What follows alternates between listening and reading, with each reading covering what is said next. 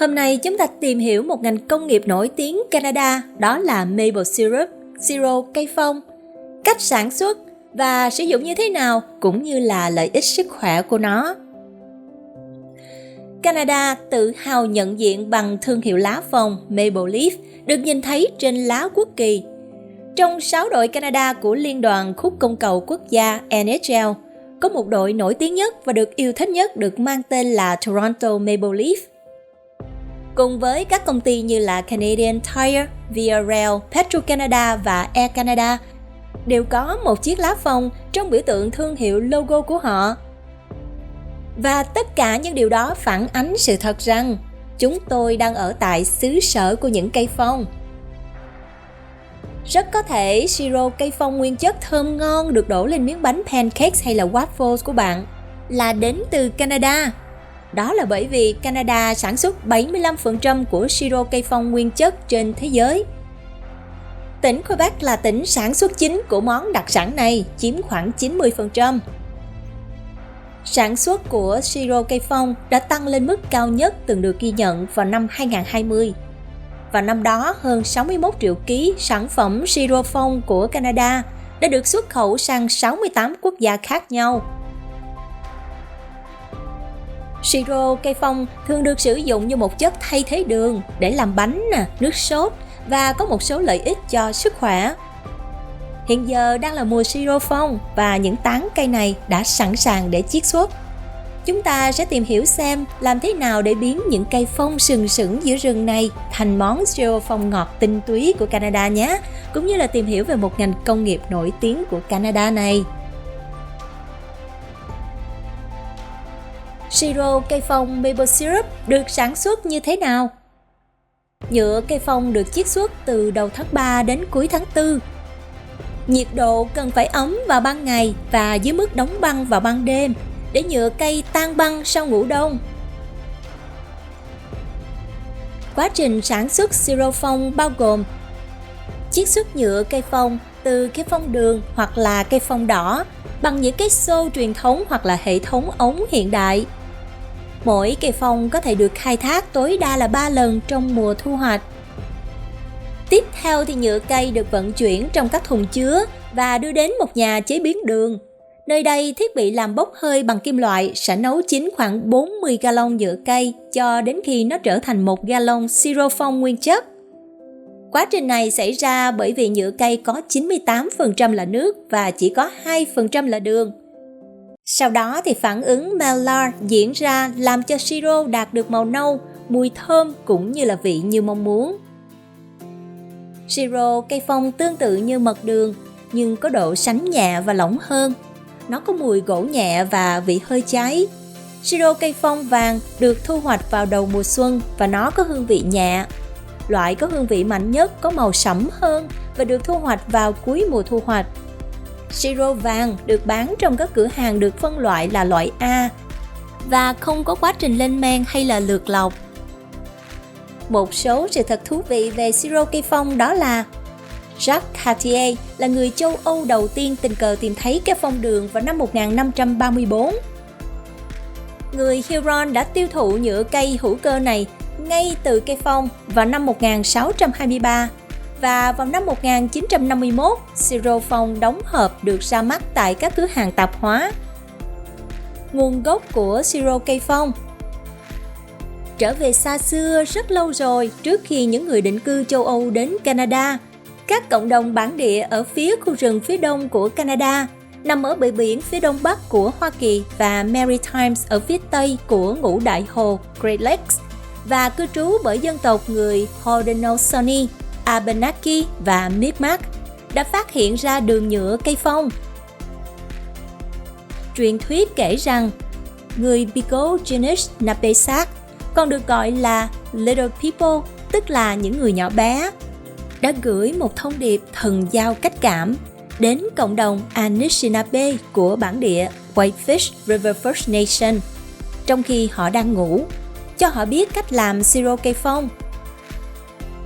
Kể từ đó thì siro cây phong đã được hòa nhập vào cuộc sống hàng ngày của họ và một số công cụ nhân tạo bao gồm nào là thùng và chậu từ cây bạch dương, đã được phát minh để thu thập và nấu nhựa cây.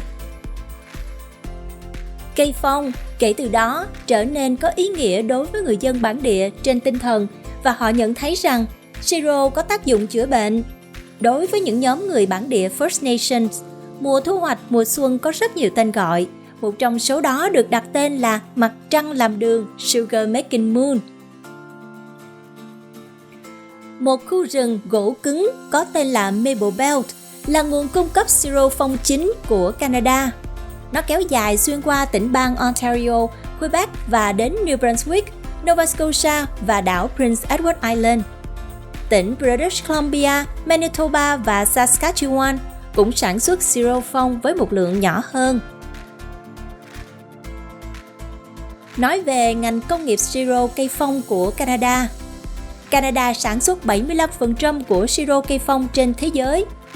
Ngành công nghiệp siro phong của Canada đã tạo ra doanh thu 558,5 triệu đô la vào năm 2020. Trong đó thì Quebec đã sản xuất 92% tổng sản lượng của Canada và 96% tổng sản phẩm siro phong xuất khẩu của Canada.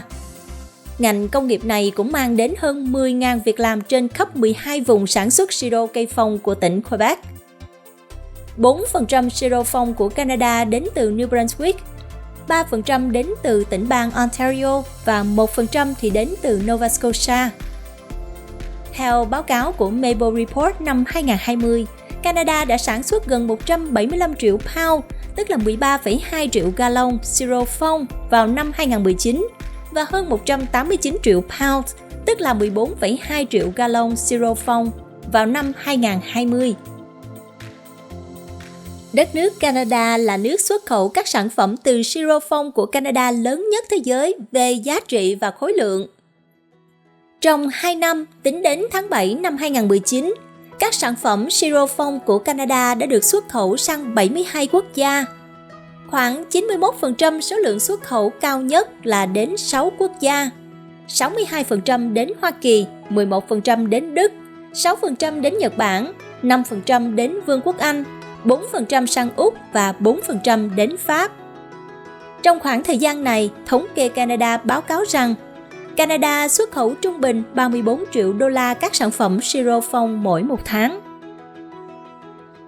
Mặc dù các trang trại truyền thống, trại chế biến Sugar Shacks và các hoạt động trực tiếp khác liên quan đến siro phong không được mở cửa cho công chúng vào năm 2020, nhưng điều kiện thời tiết lý tưởng đã làm giảm sự mất mát của du lịch sinh thái này.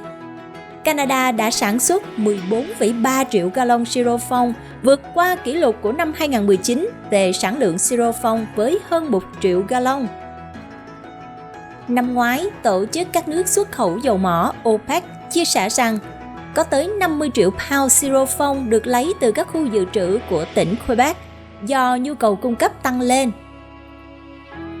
Lượng siro phong bổ sung đã được thanh trùng sẽ được lưu trữ tại kho dự trữ trong các thùng tiệt trùng.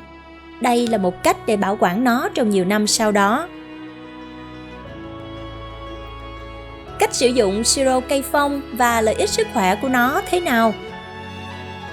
Siro cây phong thường được sử dụng thay thế cho đường và phủ lên trên bánh cake, pancake hay là waffle.